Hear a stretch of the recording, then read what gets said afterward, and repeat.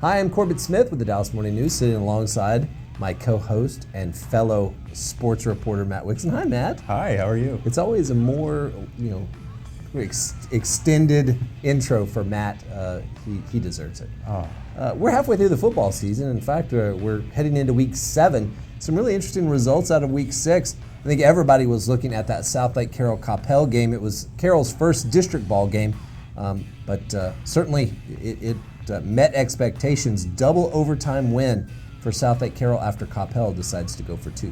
Yeah, a year ago, Carroll needed a late drive to win it, and that was at Carroll. This year it's was at Coppell, and pretty much the same deal where Carroll had to rally late. I knew it was going to be tough. Those are two rival teams. Coppell is a very solid team.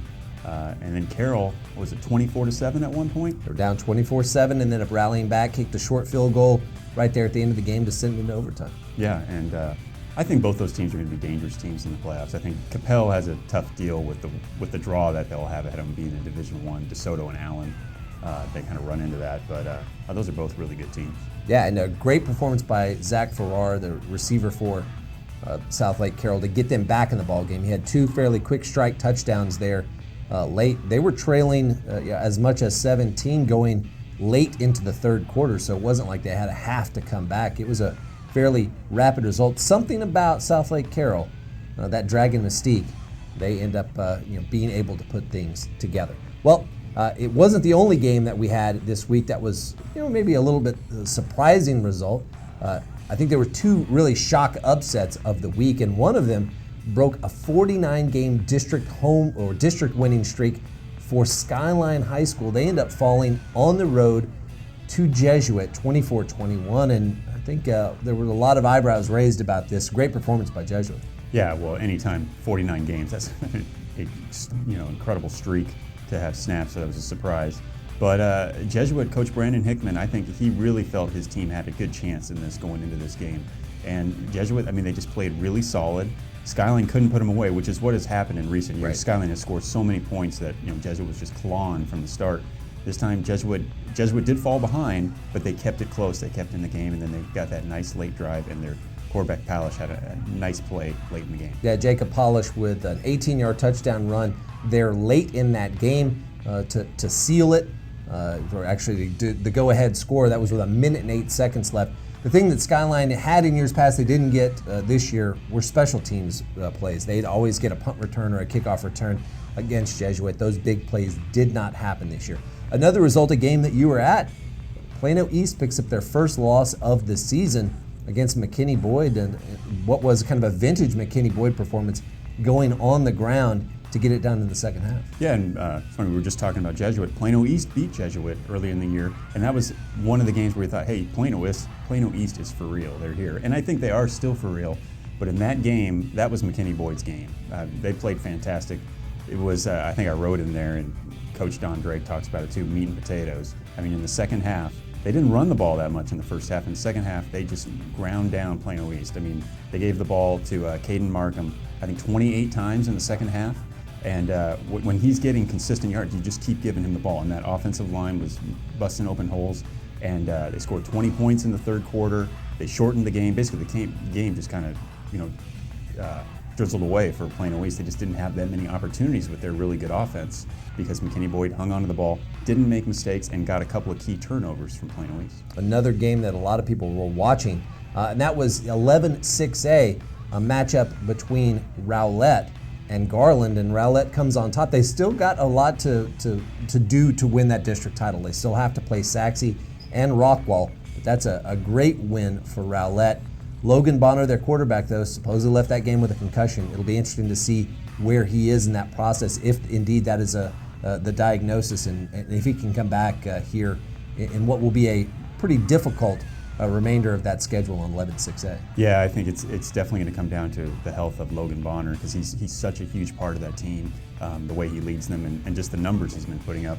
But that's a huge win for them. I think you're looking at the playoff teams in there. You got Rowlett and Garland and Saxe and Rockwall. What order are they going to be in? And maybe somebody else sneaks in there. But anytime you can get a win over another team that looks like a probable playoff team, that's a huge victory. Some really interesting matchups here in Week 7. I think 5A games are probably a little bit more important than some of the 6A matchups, but there's no more important 6A matchup for a school than Plano's meeting with Plano East. The McCullough Bowl, Joey and Jadon square off. Plano with another loss last week in district play, lost to Plano West. They've got to win this game in order to stay alive in that playoff race. Yeah, and most Plano East and Plano alums and fans will tell you, even though Plano West opened, years and years ago now, right, Plano and Plano East are the big rivals because they go back longer. You add to that the fact that Plano is desperate this week. They've got to have a victory. 1-3 in district, in a good district with 9 schools. Of course, they get 4 of them in.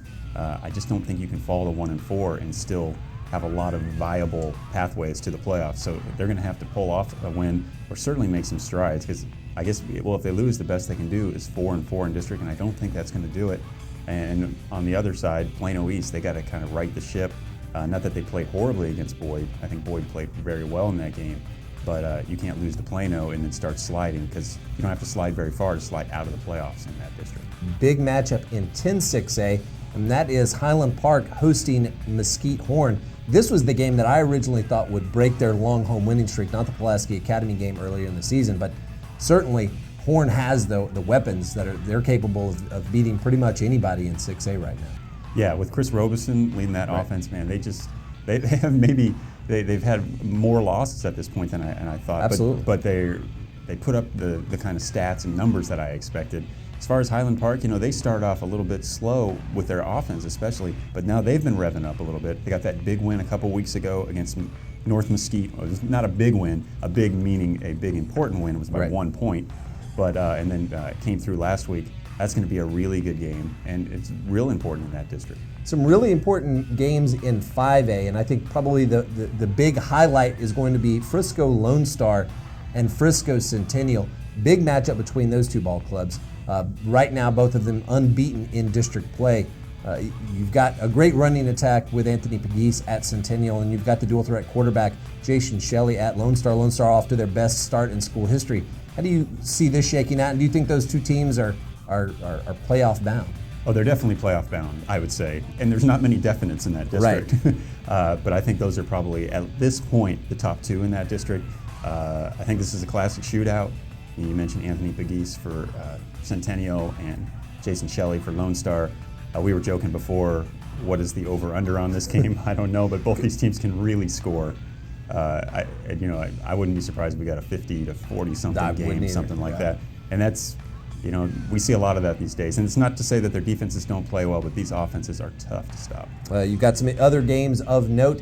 McKinney North traveling to Lovejoy to play. Should be an interesting matchup there. Great quarterback play for Lovejoy, Bowman Sales. He'll get to face Texas A&M pledge Justin Matabuike there on the north line. Also, a district that has yet to be decided, and that's 14-5A. A lot of important games there. You've got Summit traveling to Waxahachie. Waxahachie needs a win.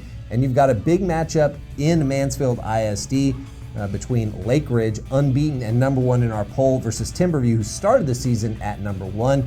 Those games should be very, very close and important to the district. Another district where there are going to be teams left out that deserve to be in the playoffs. Absolutely. Well, make sure you check out the SportsDayHS weekly football podcast on iTunes.